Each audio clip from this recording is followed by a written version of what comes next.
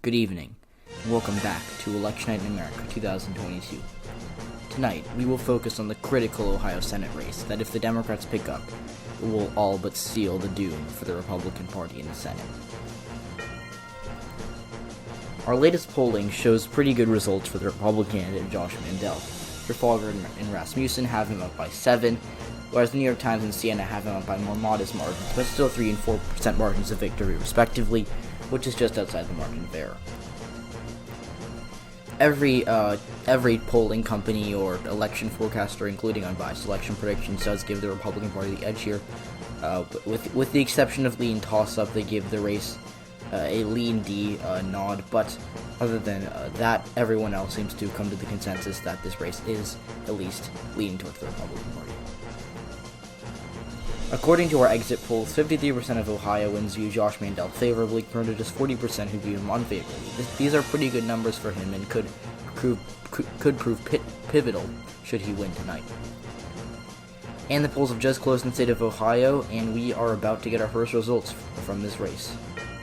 It's 7:44 p.m. on the East Coast, and Josh Mandel is currently trailing Tim Ryan by around 54,000 votes. It's still very early, of course, but you should know that the early results are coming in from Democratic areas. I'll show you right now. As you can see, Ryan's ahead by around 30%. I'll show you right now. The only counties reporting these are all Biden counties, and these are most notably Cuyahoga and Franklin counties, which Franklin's the one in the center of the state. That's where Columbus, the capital, is. The northernmost county is Cuyahoga County. That's where Cleveland is, and then the other one is Summit, which was a 10-point Biden county this November. As you can see, Tim Ryan's actually outrunning Biden in all 3 of these counties, but still doesn't mean too much because he needs to outrun Biden by at least 8% to win this race. Now with 46% of the vote, and we just made a big jump, and Tim Ryan still has a pretty impressive lead of over 500,000 votes here. Of course, it's still less than half the vote is in, but he still has a pretty impressive lead, and his lead is kind of staying at where it is. It's a 29% lead, or basically a 30% lead right now. And as you can see, the only counties that have finished their vote count are Summit County, Franklin County, surprised us, they finished their vote count early, as well as Athens County, and the county that Cincinnati is in, but that's less significant. Tim Ryan is outrunning Biden. He's actually carrying a few counties right now that Biden did not win, most notably Mahoning and Trumbull counties, which are 2 working-class counties. These are the most far eastern blue counties. Joe Biden lost these counties. He was the first Democrat to lose them in a very long time, really since Walter Mondale or Michael Dukakis, if you want to go far back, because Trump had such good working-class appeal. Right now, Tim Ryan has 5-point leads in both counties. He's also leading in Delaware County, which is the light blue county outside of Franklin County. Delaware County is the suburban Columbus County. He has a 0.5% lead there. He's also leading narrowly in some of these other counties, like Lake County, which is suburban Cleveland. But whether these leads are going to hold is another question.